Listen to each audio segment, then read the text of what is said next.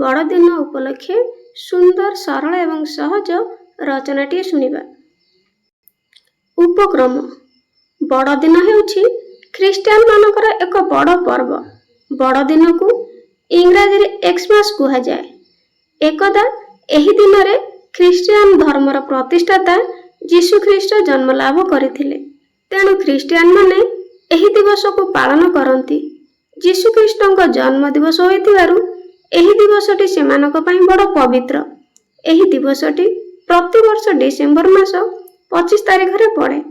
एही दिवस रे ख्रीस्टियान माने पवित्र भाव पोषण करबा संगे संगे आनंद मुखर होई उठंती। बड़दिन पर्व पालन पई पूर्वरु प्रस्तुति आरंभ होइथाय। ख्रीस्टियान धर्मावलंबी सेमानकर निज घर और गिर्जा घर गुडी को सफा करी रंग देइथांती। आलोक सज्जारे घर और गिर्जा गुडी को सुंदर देखा जाए। भारत एक धर्मनिरपेक्ष राष्ट्र होइथिबारु अन्य पर्व भली बड़दिन पर्व को समग्र भारत वर्ष रे छुट्टी घोषणा करा जाए।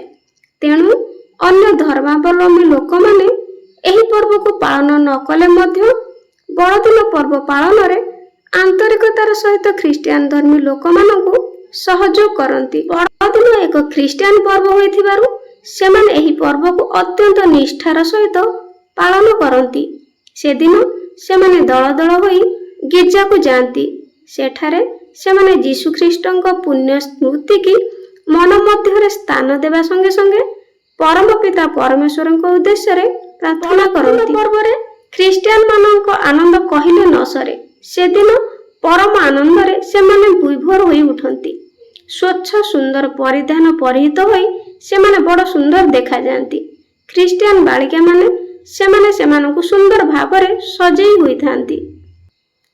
बड़दिन उपलक्षे ख्रीस्टियान युवक युवती और बालिका बालक माने निज निजर परिचित व्यक्ति मानक पाखकु विभिन्न माध्यम रे यथा डाक जोगे अभिवादन पत्र मान पठाई थांती।